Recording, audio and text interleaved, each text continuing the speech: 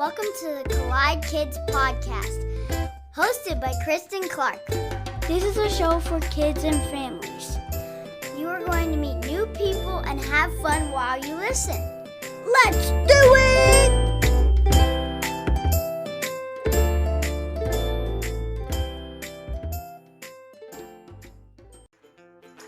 This episode is sponsored by SchoolhouseTeachers.com.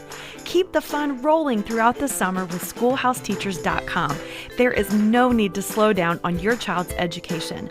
Simply switch gears, giving them something to be excited about. Educate and entertain your kids at the same time by selecting their favorite electives during the summer months. Use code BUMBLEBEE during the SchoolhouseTeachers.com Bumblebee sale to pay only $30 for an ultimate quarterly membership, and the entire family will immediately receive access to all that SchoolhouseTeachers.com has to offer. Pick and choose activities like fun printouts for little ones to enjoy and outdoor science-based crafts that are fun for the whole family. Keep your kids as busy as bees with a SchoolhouseTeachers.com membership so that you can relax this summer. New members only, no refunds. Go to SchoolhouseTeachers.com to learn more. It's a honey of a deal. Hey y'all, welcome to the Collide Kids podcast. I'm your host, Christen Clark. The Collide Kids podcast is a show for kids and families where we learn together how life and faith collide. I am so glad that you're listening today. It's going to be so much fun. Hey, if you're new to the podcast, I just want to say welcome. I am so happy that you're here, and I hope you stick around. Hey, be sure to listen to the end of every episode. That's where we have our kids only segment, where kids just like you get to be on the podcast. Well, I want to give a little reminder. Like I said last week, we are going to be taking a break for the month of July. My family will be traveling, and we have a lot of things going on, and so it just was a good idea to take a break, but we will be back in August, so don't worry. Hey, why don't you go ahead and subscribe and leave a review, and then be sure to catch up on any episodes that you've missed during this month while we take a break.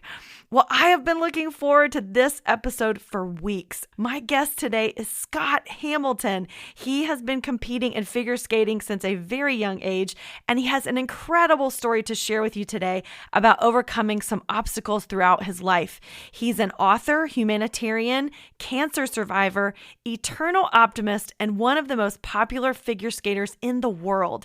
As a champion and survivor, he is a constant reminder that with faith, fortitude, and determination, anything is possible. In his free time, Scott can be found on the golf course, and he enjoys spending time with his wife, Tracy, and their 4 children in their home in Nashville, Tennessee. Listen, you are going to laugh, cry, smile, and get motivated. Here is my conversation with Olympic gold medalist Scott Hamilton.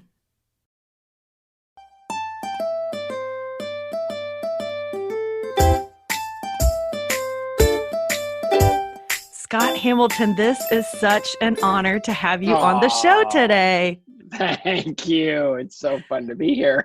Yeah, this is great. Let's have some fun. Yeah, let's do it. I'm so excited to hear your story. Will you just introduce yourself and tell us a little bit about who you are and what you do? Yeah, my name is Scott Hamilton. I kind of have many different identities. A lot of people, I guess, might know me. If you Google me or if you go on YouTube, all right, you'll find that I was an ice skater.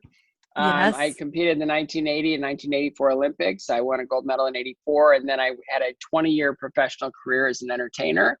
And on the other side, I raised money for cancer. I lost my mother to cancer, and I'm a cancer survivor. So I feel strongly that the only way to make a difference is to make a difference. And so we're really working hard to change the way people are treated for cancer in a way that's not, we believe that there's a better way, and sometimes, some of the medicines can make us sick and all those things. And we know that there's a better way to do it. And so we are working hard to raise money to fund the research that's going to allow our bodies to recognize the cancer and say, you don't belong here, bye-bye, and get rid of it. And, I do a lot of the things as well. So I've got 4 kids, 2 adopted from Haiti, and 2 birth children. And I've got an amazing wife who's just, she's a force to be reckoned with. And is probably the strongest, kindest person I've ever known. It's a great combination, by the way. Yeah. And so life is good. Life is full. I love that. Okay, well, I want to hear all about your story. I really do. I'm so excited. But before we do that, because this is a show for kids, we always like to start out with something fun, like a joke or something. So do you have something fun you want to share with us? Well, I was thinking about that this morning, and it's just this one that I love so much, right? Okay. So the guy's at home and his doorbell rings, and he goes to the door and there's nobody there. He's looking around, and then he looks down and he sees a snail standing on his doorstep, right? So he goes, what's this? And so he picks up the snail and he throws it into his grass, right? And so, 2 weeks go by, guy's back in his house. 2 weeks later, the doorbell rings, and he goes, there's nobody there. And he looks down, there's a snail sitting on his front porch. And the snail says, what was that all about? All right. So it may have taken us 2 weeks to get back to the front door. Right. That's the joke. That's the best I got this morning. I love it. All right, let's move love on. It. That's amazing. That poor what was snail. That all about? He's flying through the air like I've never moved this That's great. I love it. Okay, so let's talk about your story. So now some of my listeners are a little bit younger to know about your figure skating career. So could you talk about that? Like talk about skating and how you got into that? Well, yeah, I mean, I was, it starts kind of the beginning. I was an adopted child. I was adopted at 6 weeks of age. Some people know that, some people don't. So, I always joke that if you're a birth child and your parents in academia, they expect you to be interested in school. If you're a birth child and your parents are in sports, they expect you to be athletic, right? Mm-hmm. When you're an adopted child, it's kind of like, let's just see what happens, And so my parents were both school teachers, and I grew up in this house, and I was kind of wild and fun and crazy. And I just really always, found a way to have a great time. Mm-hmm. And I got sick for 4 years. I was in and out of hospitals, and, it was test after test after test. I spent a lot of nights in the hospital. My mom would always sleep in the chair in the corner. Hospitals now are different than hospitals then, right? Then it was a bed, chair, nothing else. And so, it was tough on my mom. And, through that situation, we grew closer and closer and closer. And I was definitely a mama's boy. And so at the end of that 4 years, the doctor at the Boston Children's Hospital said, we can't figure out what's wrong. So the only thing we can give you is life advice. Go home, live a normal life, and let's just see what happens. Might just be something he grows out of, right? So I was very small. I was very sick. And so our family doctor came to our home and just said, all right, enough. You've been 4 years through this. My parents were exhausted. They were just stressed out, and he said, you need one morning a week to recharge your batteries and just start breathing again.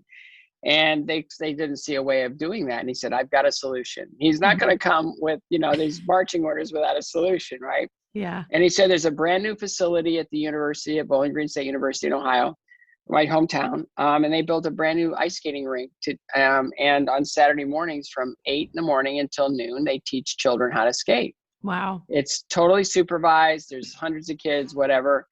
And so my parents thought, well, okay. So, how old were you when that started? Just 9. Just 9. Okay. Yeah. So I walk into the rink, and at that time I had to take a supplement that I wouldn't drink. And so they put a tube up through my nose, down my esophagus. And so I would never have to taste this awful liquid again, because they felt like, we don't know, but this is a good thing. So we'll just keep doing this. Yeah. And it was chalk, and it was awful, and it just tasted terrible. Yeah. It was like, yeah. So, so they put a tube up my nose. And so when I came to the rink the first time, the tube was coming out of my nose and was taped to the side of my face, and I kept it over my ear when I wasn't using it. Mm-hmm. And I walk into a rink. I was really used to being around sick kids, and I was really comfortable with being around sick kids. Now I was in a place with like 120, 150 well kids. And it was like, whoa, this is going to be fun. It's going to be different. And they took one look at me and they're like, "Ew, what's wrong with you?" And I said, "Well, you've never been fed through your nose before, really, really, really. Really? Okay, Come on. who's the strange one here? I mean, really, come on." You're missing out. So I started skating, and it was really wild because I was always the smallest one, I was always the weakest one, I was always the sickest one, and skating, was kind of an equalizer because none of the kids really knew what they were doing, right? Right. And so they get on the ice and they hang onto the wall and they let go, and we're all doing that. And after a few Saturdays, I realized that I could skate as well kids. Ooh. Nice. A few weeks later, I realized that I could skate as well as the best athletes in my grade. And I think it was for the first time in my life, I had a sense of like self-esteem, like I can do something, like this is something that I can do. Like I'm not just the last one chosen, right? In the playground and all that stuff. And so it was just like, give me more of that. So I'd go to the rink all the time, and I'd skate every public session. I started improve. I loved it so much, and I improved so quickly that the coaches there wanted to give me, like they said, it's time for like lessons, and it's time to get them into a competitive and a testing program. So I started learning how to test, and I started learning how to do the figure eights, and I started learning how to jump and spin and do all those fun things. And it was just like, I want all of this that you can give to me. And I just started to improve really quickly. And from there, I just had to work it out. I was good at the things that I liked, and I wasn't really good at the things that I didn't like. And so one of the great lessons that I had to learn was, if you really want to be competitive, if you really want to be strong, if you really want to mix it up with these really good skaters, you're going to have to get strong where you're weak. And I tell that to my kids all the time, and they roll their eyes. It's like, what's the greatest strength? And they all go, ugh. All right, Dad, lack of weakness. That's all right. Figure out where you're weak and get strong, And so I've had to do that, throughout. And so I lost a lot. I failed a lot of tests, and I never gave up. There was a lot of times when I woulda, coulda, shoulda given up. And I just said, no, this is a great, incredible gift. I've got to work this thing out. I got to figure out how to get better at this. And I had good coaches, like where I lived in Bowling Green, Ohio, it wasn't really a hotbed for people to come and train or anything. So we'd have coaches kind of come and go. And then the main coaches that got me started, they moved away to Buffalo, New York. And then another coach moved from Europe into Bowling Green and took over the head coaching position. And he made me really good fast. And then it got to a point where I realized I needed to be in a training center in order to really take it to the next level.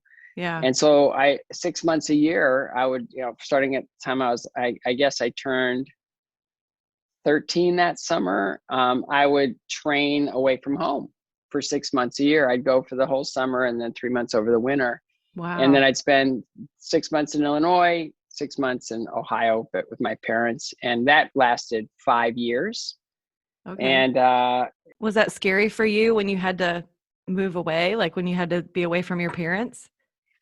The first day, I remember vividly, they had these old train benches. Like it was a really rustic place. It was called the Wagon Wheel, and it was in Northern Illinois. It was kind of a resort. It was this big sprawling kind of rustic hotel, and it had restaurants, and it had a candy shop like that a lot. And it had bowling alleys, and it had horse stables and a small golf course. It was like a resort, right? Yeah. So we lived on the bottom floor of the hotel were these rooms, like spare, like extra bedrooms. And so they converted that into a skater's dormitory. And so I was the youngest, but I was with all these other kids. And I remember sitting on one of the train benches in the rink, one of the first days that I was there, and I'd never been away from home. I'd never been away from my mom. I'd never been like kind of on my own before. Yeah. And, I was sitting there looking out at the ice and watching all these really good skaters. And then I sensed someone sitting next to me, and it was Janet Lynn. She trained there. So Janet Lynn, back in the early 70s, she was an Olympian. She was easily the most popular woman athlete in the world. Wow. And she's sitting next to me. And it was like, oh my goodness. I've always skated in Ohio, and this is like, I am not in Ohio anymore. That's right. I'm sitting next to the greatest skater in the world. And she just said, hi, I'm Janet. And I was 13. I go, I know, I know, I know. And so she just said, I want to welcome you to the rink, and I just want to share something with you. And I go, sure. And she said, whatever you accomplish in your life in skating can never be taken away from you. Whatever's next is next. And at the time, I was like, I know this is really important, and I know I'm getting some really great wisdom here, and I have absolutely no idea what it means, but I'm going to remember that and apply it when it makes sense, right? And so as I skated, like that year, I finally made it to the national championships, and it was Janet's last nationals. And I was in the little boys novice men's event, and they put the novice men's event right before the championship ladies event, which is, the most popular event. And it was Janet's last nationals. Can I say standing room only for 17,500 people? Whoa. Yeah, I was so scared. I couldn't feel my legs or my feet. And I fell 5 times in my 3-minute program and came in dead last. No. It was humiliating. But my mom was there to hug me through it, and kind of, we'll get them next time. And so I went back the next year and came in 9th again.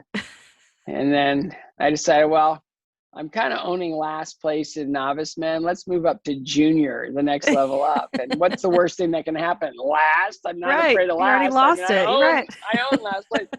And that summer, I finally got around on double axel. It's a 2.5 revolution jump. And I finally got around on it, and I started landing it. And so I went to nationals that year, and I beat 2 people. Yeah. So that was crazy. My dog is barking. She is adorable. But I don't know why she's barking, and I apologize. No, okay. She's about this big and about that, and she's the cutest thing ever.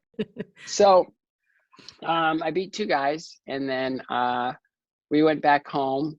And that was when my mom realized, she came home one day from a doctor's visit. She goes, okay, everybody, family meeting. And we're like, what's a family meeting? And she goes, okay, just sit down.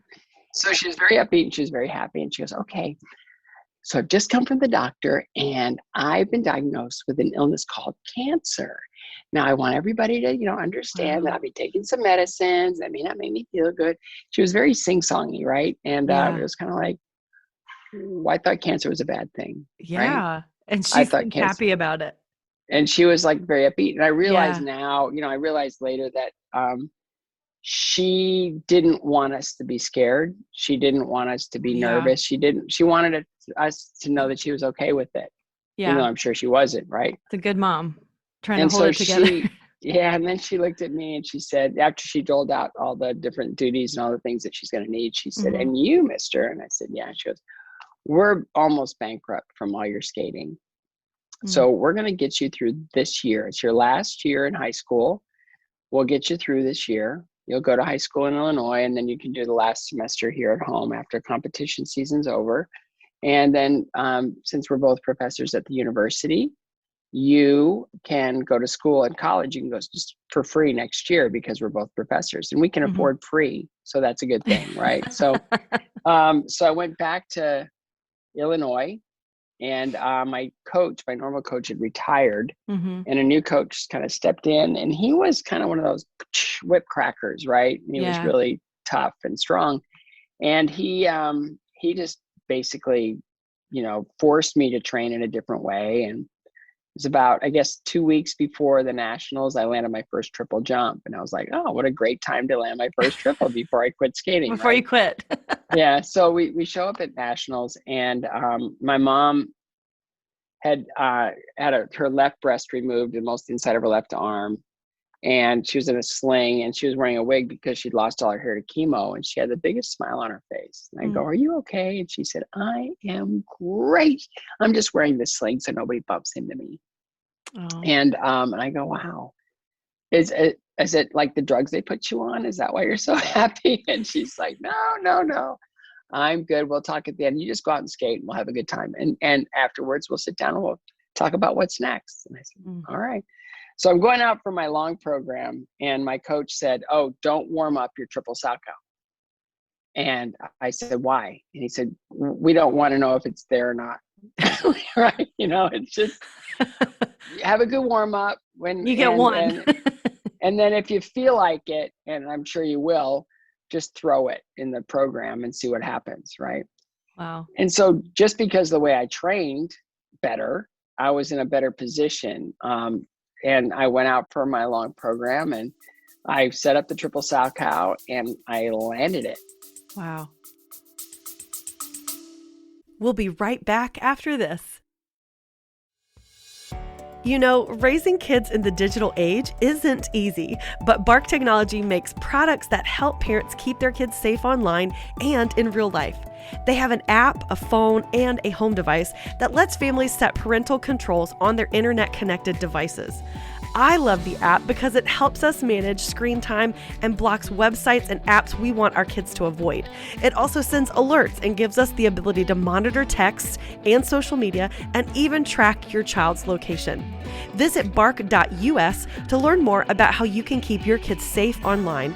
Use the code COLLIDEKIDS to get 15% off your subscription of the Bark app.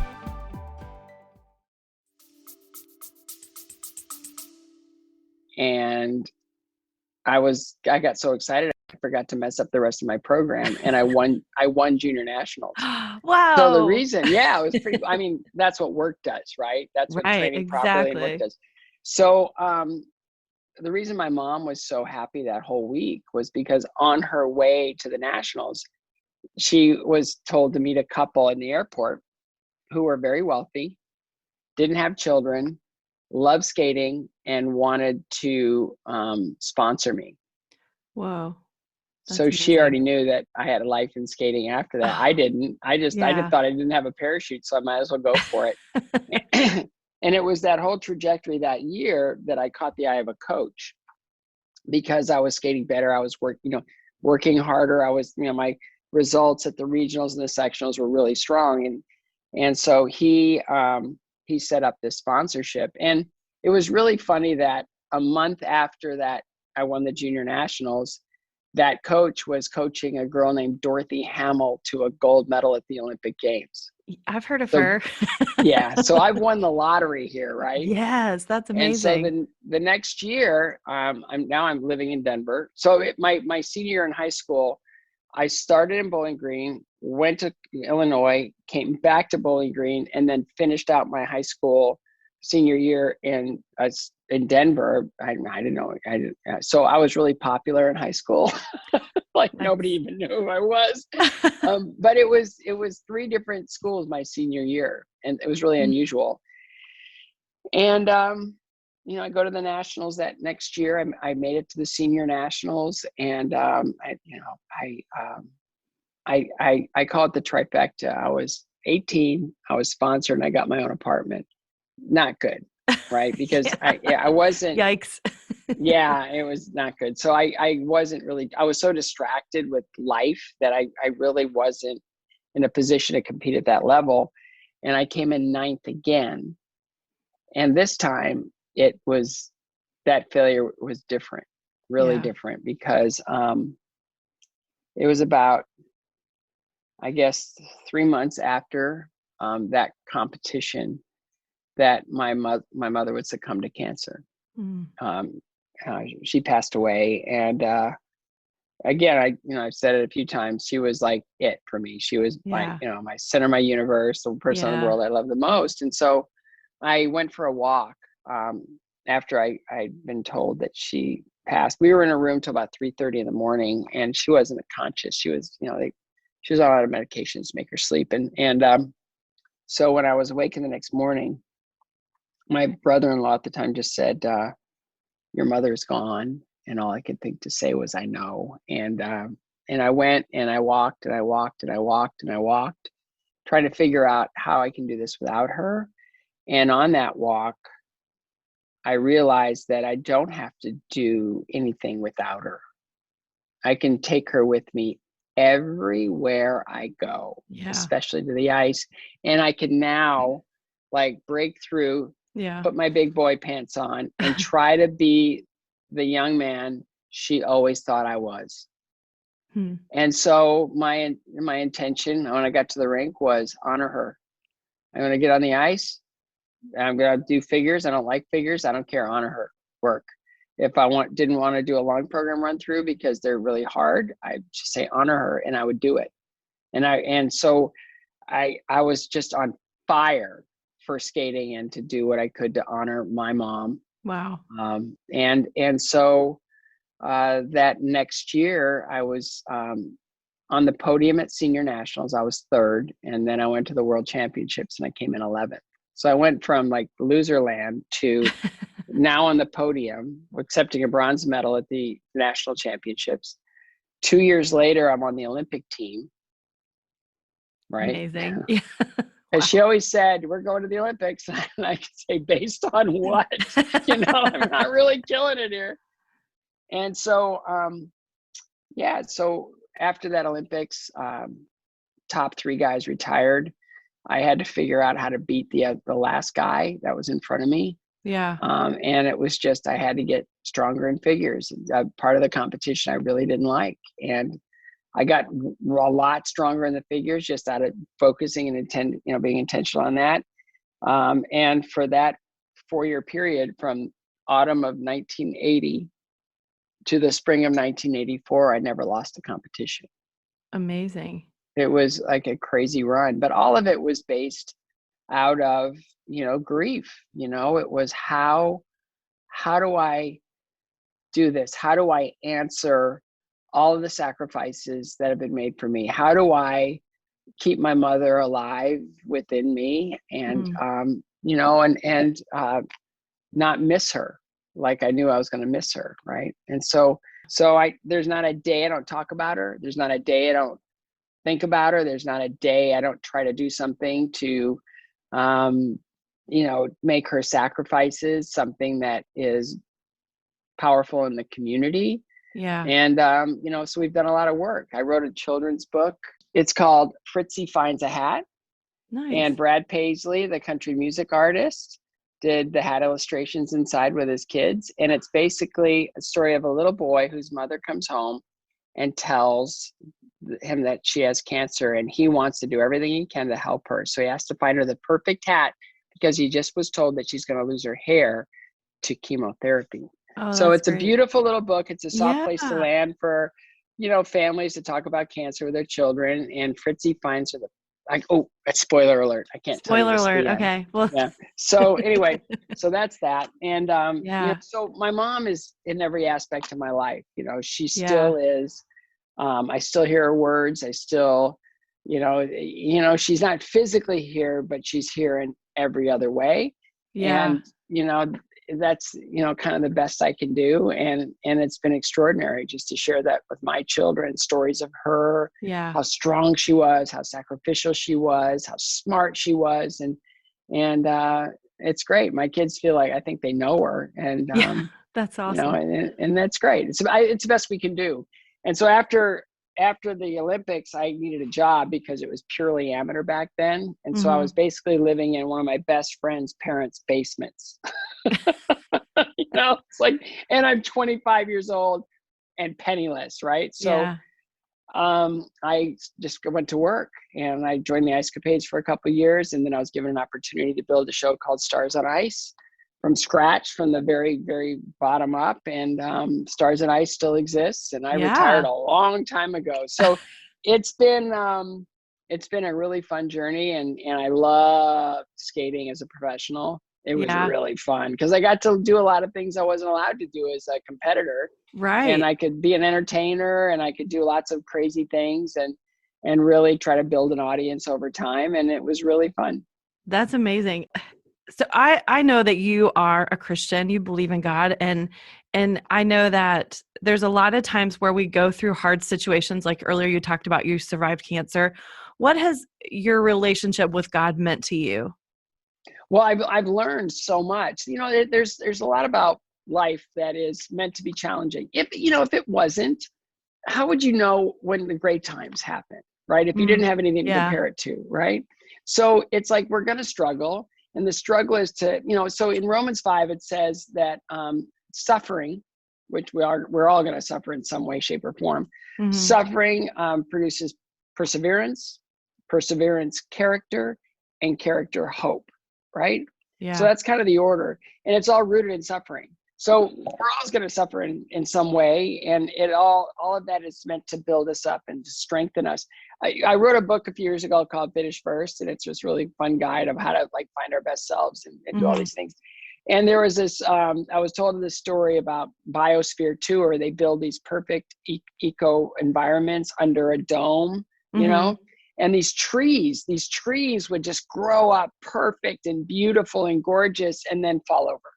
And they couldn't figure out what in the world. I mean, we created this perfect environment for these trees, and they grow up and then they fall over. Wow. And they realized that what was missing, what the trees desperately needed, was wind, resistance. They needed to be able to push back against something. Strengthen them, yeah. Right, as stress would. Without stress wood and a deep root system to hold the tree in place, it's just going to fall over. So without that in our world, in our lives, to build our character and to build our understanding of what joy is, and my wife said it really best when I was going through one of my medical maladies. They asked her, they go, why does Scott say that no matter what the MRI says, he says he's going to accept that result with joy, good or bad? And she said, honestly, a lot of people don't understand that joy isn't the lack of fear and suffering. It's how you go through it. Right. So that's really deep, right? So, deep. But it's true. And I thought, wow, she's pretty smart. It's just like, so we have to, it's like, when you work out and you get sore muscles, right? That's a form of suffering, but you're building something, right? And it's all those things that I've learned over the years. And when we were in Israel, my son and I went to Israel, and we were there during COVID, like at the beginning of COVID, when they're shutting down the country. And they announced when we were there in Jerusalem that the Knesset, their Senate or their legislature, was going to shut down any travel in and out of the country. And my son goes, "Are we going to be stuck here?" And I said, "What do you think?" And he goes, "Good with me." I go, "Me too." So why not? We got out. But it was there that there's a place where you can get like these little mementos, like little pieces of jewelry, and I wanted to bring something home for my wife and my daughter. And so they were looking, and they go, and they said, "Well, I sell men's rings too." And I go, "Oh, they look really cool. I want one." He goes, "What scripture do you want on there?" And I went, it's like there's a line behind me. It's on now. I go, John 16:33, and he goes, "Got it." He already knew. He knew the Bible backwards and forward. This guy. So John 16:33 said, Jesus, after he's really just laid it all out, he says to his people, "I have told you these things so that in me you may have peace. In this world you will have trouble, but take heart. I have overcome the world." Amen. I mean, that's it. Yeah. And it's like, only through Jesus can we really rise up to this challenge, and only through Jesus and what he's taught us can we have the fundamental tools that and things that we need in order to rise up above all of the stuff that happens in your life. I've had cancer. I'm on my third brain tumor. And it's like, without faith, without that joy and that confidence in my heart that this experience is just part of the bigger picture. This experience is meant to strengthen and to refine, when you talk about refining gold, or when it's like, what does a diamond look like when you pull it out of the ground, right? It's just like dirty rock, right? So you've got to chip away at things and really, and that's kind of what life does is, there's a rough edge here. Let's get rid of that. Now it sparkles there, and let's do this over there. Oh, now it sparkles there. And pretty soon, when you chip away at all those rough patches, it's brilliant, right? And that's kind of what life is for us, is we just got to continue to chip away at those things that undermine our ability to be really joyful. And again, joy isn't the lack of fear and suffering. It's how you go through it. And it's just that whole idea of living in just in unity with our Creator three in one, Absolutely. right? It's God, Jesus, and the Spirit all working together to make sure that we have everything we need to rise up to everything this world throws at us. Yeah. And once we do that, it's kind of a hard thing for kids to understand sometimes, because as parents, we kind of like cocoon our kids and we Yes, we want to protect them shield and them everything. from feeling bad. Right. Yeah. But it's, I've also learned, and it's like what my mom taught me, hey, everybody have cancer, and so like I came home from a brain tumor diagnosis, my third one, and my son was really little when I went through my first one. He saw my second one. He was old enough to really understand it. And my other son was 2 when I went through that one. And then when that came back again 6 years later, I realized that all of them are waiting to know what's going on with Dad. And so I got home and they said, is your brain tumor back? And I go, yes, it is. It's back. And they go, like, aren't you scared? I go, no. Shocked. Do I look scared? And they go, no, you look really happy. Like, that's weird. I go, yeah, no. But it's just, I'm good. I always talk about the fork in the road, right? There's this old baseball player. He was really hilarious. He had all these crazy quotes. And one of them was, when you get to the fork in the road, take it. Like, what does that mean, right? Which one? Like left, right? What do I do? Just take it. I look at the fork in the road, right? So that means you're coming. The road now splits off in 2 ways. Yeah. And I don't look at the fork in the road as being left or right. I look at the fork in the road as being up or down, right? So when you get to that point of there's challenge, whatever it is, whether it's physical, emotional, intellectual, spiritual, whatever. You've got 3 choices at that fork in the road, right? So you can succumb, you can allow it to really crush you and take you down and give you a really solid pity party and all those things. You can let it just crush you. Or you can do nothing. You can stand right at the fork and just adapt to whatever is going on in your life. It's fine. Or you can really start to climb, right? You can take that tougher road, and that strengthens you, that builds your character and your stamina and your endurance. And in that way you evolve. So you can succumb, adapt, or evolve in any situation.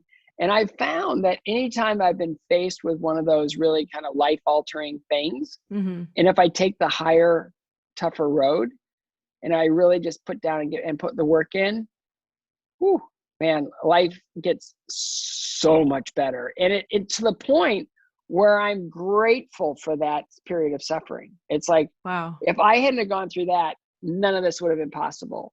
And so in that, I've become this kind of like encourager, right? It's like, okay, it's okay. This doesn't define us. It's kind of like what I learned at the Olympics. I was at a press conference and I heard an athlete say who just won everything, right? And they said, why aren't you out there selling yourself to all these companies and raking in the bucks? And he said something that I never forgotten. He said, he goes, one thing I understand is it's not the events in your life that define you or your character. It's how you respond to them, right? The good or bad. And so how he responded to it, he did one commercial, that paid for his medical education. And now he's a doctor. Wow. So he wasn't allowed that moment of fame and fortune or potential fortune to now change him and his journey. He's like, no, I know what I want to do. And this was part of what I wanted to do, but I'm not going to allow this to now change everything. Right. I'm going to use this experience right here to strengthen me and to allow me to take all I've learned into the next. And if I can use a little bit of that to help leverage into the next, then I can do that. Almost every single person I met with cancer, which is something that everybody fears, there's this awakening inside us that allows us to see how strong and durable and brave and powerful we can be in that moment. And it's kind of like, what would I rather do? Be diagnosed with cancer? No, but it's way better than winning the lottery. I can tell you that. That's right. You are an encourager. That is such an encouraging story. And I love all the things that you shared today. I always like to ask my guests to share a memory from when they were a kid. So do you have another memory from your childhood? I'm sure. Do you have something you want to share with us today? Yeah. I was, I was never really afraid of anything when I was little. Okay. And my dad was very much, he was a biology professor. Nobody's taking my class for the grade. You're going to learn something, right? Not a lot of people in college really care about biology, right? So, he was tough, right? So he would always be cleaning out the gutters, doing all those things as needed. And I just loved to be on the roof. And so my dad was taking a break from cleaning up all the gutters and doing all that stuff. And they heard this, and it's like, wow, it's a big squirrel. It's like, where's Scott? So they all just came out and they go, don't move, stay up there. And I would do things like, those little cabinets that are above the refrigerator, those ones that nobody can get to anyway, but they're there. They might be decorative. Well, I learned that my mom was like a 4'11". She said she was 5'125", but she was really like 4'11", right? She was, again, a 4x4. And so she, there was never anything up in those cabinets. And I thought, what a cool place to make a fort. So I took all these towels and I put them up in that thing, and I put up a flashlight, and I used to read like comic books, and even before I could read at a very early age because my parents were both teachers. So I'd be up there and I'd be in my little fort and everything, and they couldn't find me anywhere, and they were freaking out. And because I love climbing, I love being in high places, they're like, and I go, do we call the police? And I open the cabinet door and I go, what's wrong? They're like, what are you doing up there? It's like, none of these things are really good for kids to be thinking about doing. No, don't really do this, dumb. kids. No, they're really stupid things to do. But those were, when I look back on growing up, it was like, and exciting and wonderful. And others were kind of, it's like, wow, I remember that. Yeah. How amazing. That's so fun. Well, this has been so much fun and so encouraging. Thank you so much for being on the show today. It was such a pleasure to have you. Well, I'm glad Pepper, my puppy, stopped barking, and that was a good thing. And I'll take her out. I'm sure maybe that's the problem, and she's probably in there ready. Going, let me out right now. But you're wonderful, and you're so smart, and I'm glad you are, really sharing the gospel with kids and allowing them to know where true strength and power and hope comes. Because this world is a tough place, but take heart. Jesus overcame the world. Amen.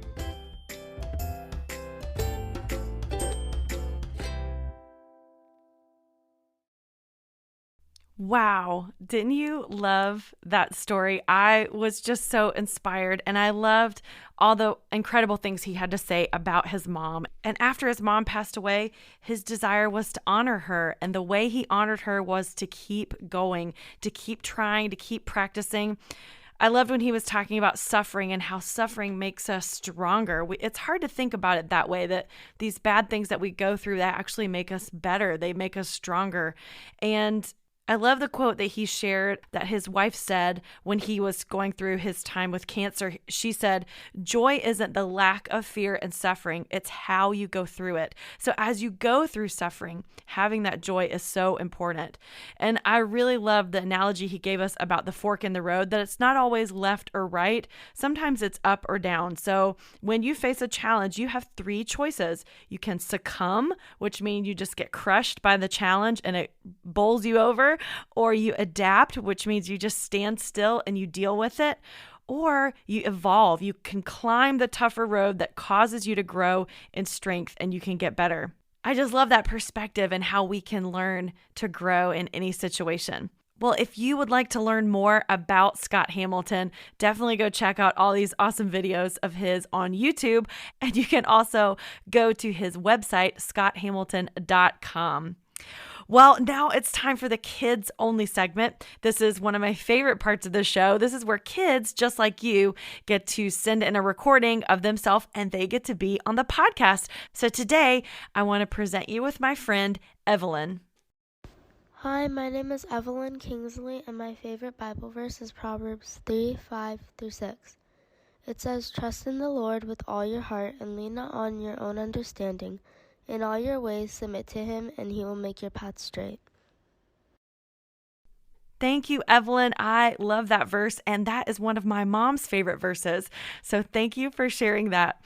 Well, hey, I'd love to hear from you. I'd love to hear your favorite Bible verse or a joke that you want to share, or maybe an encouraging quote that you like. You can find information about how to send that to me on my social media. I'm on Facebook at the Collide Kids Podcast or on Instagram at Collide Kids Pod. And come check out my new website. It's thecollidekidspodcast.com. Hey, don't forget to subscribe and follow this podcast so that new episodes will load each week into whatever podcast app you're using. And if you're listening on Apple, be sure to leave a rating and a review. That really does help other people find out about the show so they can listen too. Well, I hope that you have an incredible summer. Have a wonderful July. Enjoy watching the Olympics and all the fun things that this summer has to offer. And I will see you back in August.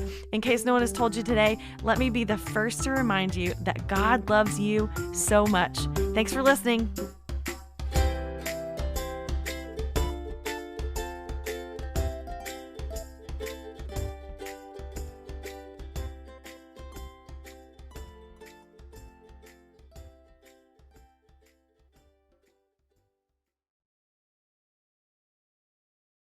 You don't have to go very far looking for bad news because somehow it just finds you. So finding peace in the chaos can be really difficult, but it doesn't have to be because the River mobile app exists. The River is a Christian music radio station dedicated to playing music to help you get through life's toughest moments or life's happiest moments and everywhere in between. And all from artists who love Jesus and are real people just like you. Listening is easy. You can download it wherever you get apps from. Just search 1049 The River or listen online at riverradio.com. And know that The River is proud to partner with the Collide Kids Podcast.